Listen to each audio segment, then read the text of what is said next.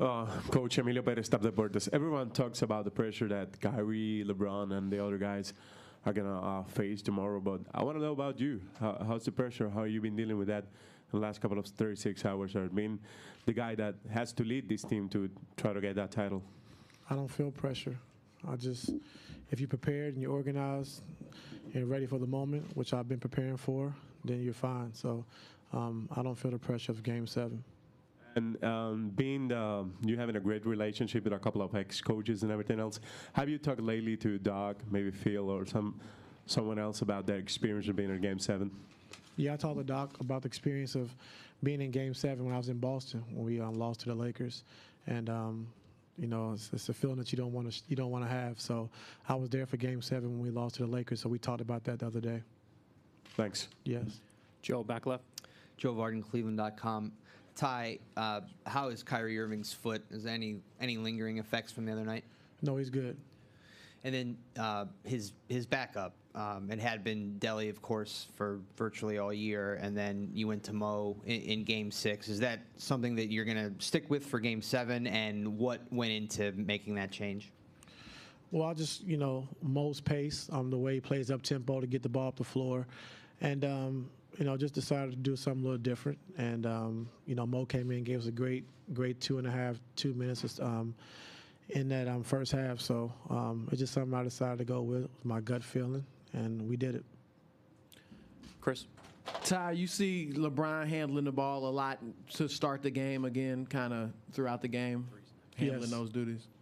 What does that bring for your team and Kyrie when Kyrie's off the ball like that? Well, you can move Kyrie around a lot, and then they can't just load up and lock into Kyrie when he's trying to go one-on-one versus the mismatch. And I think having LeBron handle the basketball and getting Kyrie off the ball, and now when he catches it after movement, then he's able to attack faster and quicker. Over on your right.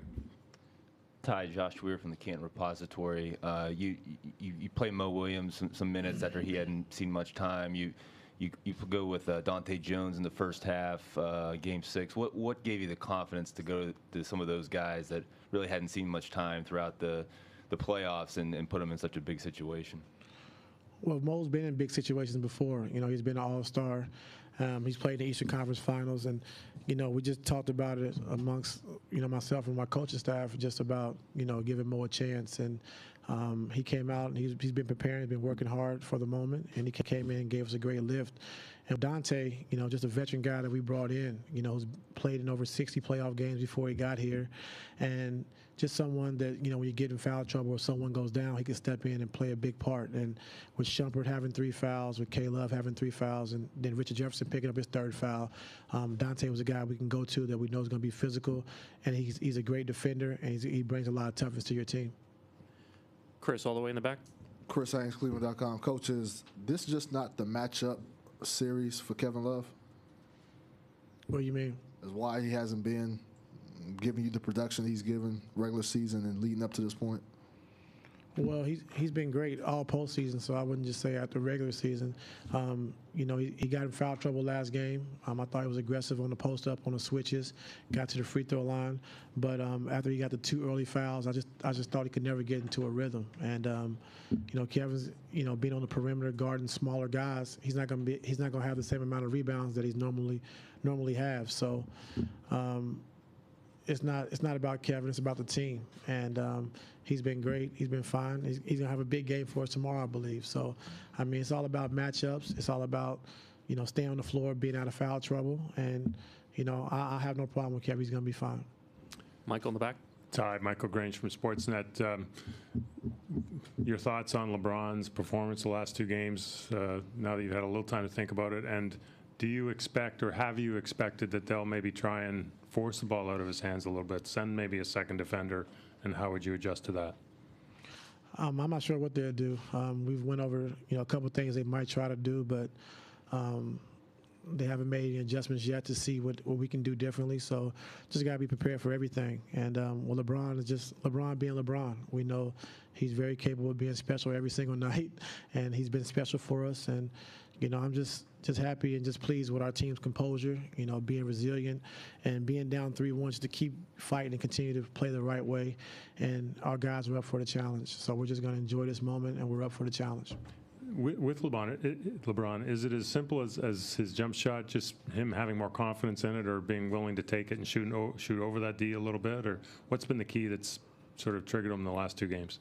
Just taking his shots in rhythm. If they're going to go under, step into it, 1-2, step into a shot and catch and shoot, just catch and shoot it, So he's been taking his shots in rhythm and shooting his mid-range pull-up, which he's shooting, I think, 46 or 47% in the playoffs. So those are shots he works on every day. So he's been taking them in rhythm.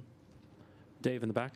Dave McMenamin, ESPN. Given the strong ratings of the series thus far, the fact that it's a winner-take-all and it's a Sunday when traditionally, like, a lot of people are in front of their television, have you thought about the fact that you could be coaching in one of the most viewed games in league history, and does that add to the magnitude of coming from being an assistant coach just 61 games ago to now coaching in this moment?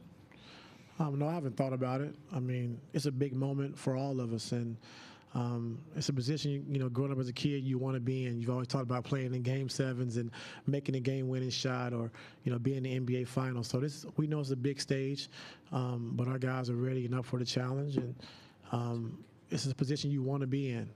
We went through the season of playing all the preseason games. We played all the regular season games, and now you're in the final game of the season. No more games left. So I think our guys understand that, and they're ready for this moment. Mark on the aisle. Mark Spears, ESPN. Coach, you just talk about what kind of emotions you think they'll have back in Cleveland with everything history-wise riding on the game with you guys tomorrow. A lot of emotions. This is what we're playing for. Just my short time being in Cleveland, just understanding and getting the history of being in Cleveland this last 2 years means a lot. And they're really into their sports.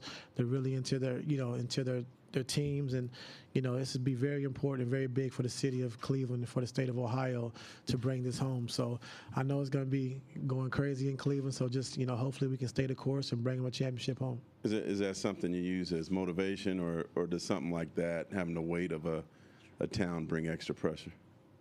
No extra pressure. We're all in it together. We're just trying to win a championship, and they've been supportive. The last 2 years, they've really been behind us, and it'd just be a great thing to bring a championship home to the city of Cleveland.